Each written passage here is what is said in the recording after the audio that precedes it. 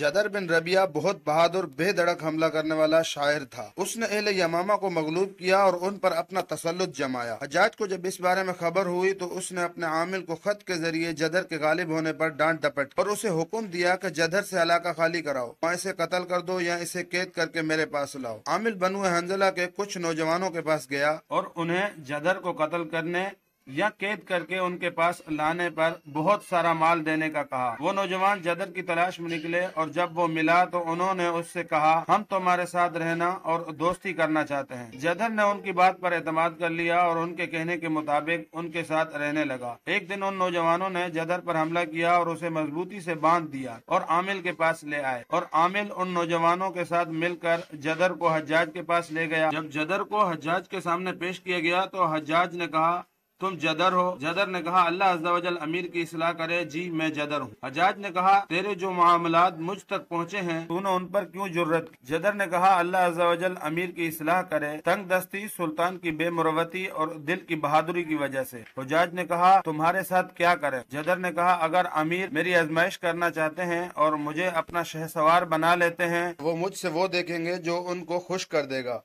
हुज्जाज उसकी अकल और गुफ्तगू से बड़ा मुतअज्जब हुआ। फिर कहा, ए जदर, मैं तुझे एक ऐसे घड़े में डालूंगा जहाँ तेरा मुकाबला एक बड़े शेर से होगा। अगर शेर ने तुझे कत्ल कर दिया तो तुझसे हमारी जान छूट जाएगी, और अगर तूने शेर को कत्ल कर दिया तो हम तुझसे दरगुजर करेंगे। जदर ने कहा, अल्लाह अज़्ज़ा वजल अमीर की इस्लाह करे, इंशाअल्लाह अज़्ज़ा वजल जल्द ही सब कुछ वाज़े हो जाएगा। हुज्जाज ने जदर को लोहे से बांधने का हुक्म दिया। फिर हुज्जाज ने अपने आमिल को खत लिखा कि एक शेर पकड़कर मेरे पास भेजो। आमिल ने एक ऐसे शेर को पकड़ने का हीला किया जो बहुत ज्यादा हमला करने वाला था और उसने काफी सारे जानवरों को मारा था। उन्होंने हीले से उस शेर को पकड़ा और एक ताबूत में बंद करके जल्दी से उसे हज्जाज के पास पहुंचा दिया और हज्जाज ने उस शेर को एक गड्ढे में डलवा दिया और 3 दिन तक उसे खाने के लिए कुछ न दिया, हत्ता कि भूख की वजह से शेर की जबान कुत्ते की तरह लटक गई। फिर हज्जाज ने हुक्म दिया कि जदर को उस गड्ढे में उतार दो। जदर को तलवार दी गई और इसके पाँव में बेड़ी डालकर गड्ढे में उतार दिया गया। हज्जाज और गड्ढे के गिर्द खड़े लोग ये देखने लगे कि शेर जिधर के साथ क्या करता है। जब शेर की नजर जदर पर पड़ी तो वो तेजी से उछल कर आगे बढ़ा और चंगाड़ने लगा और उसकी चंगाड़ से पहाड़ गूंज उठे और लोग खौफजदा हो गए। जिधर ने रजदिया शेर कहते हुए शेर पर हमला किया और तलवार की जर्ब से उसका सर काट दिया। लोगों ने नारा तकबीर बुलंद किया और हज्जाज ये देखकर बड़ा मुतअज्जब हुआ और उसकी तारीफ की। फिर जदर को घड़े से बाहर निकालने और बेड़ियां खोलने का हुक्म दिया और जदर से कहा, तुम्हें इख्तियार है,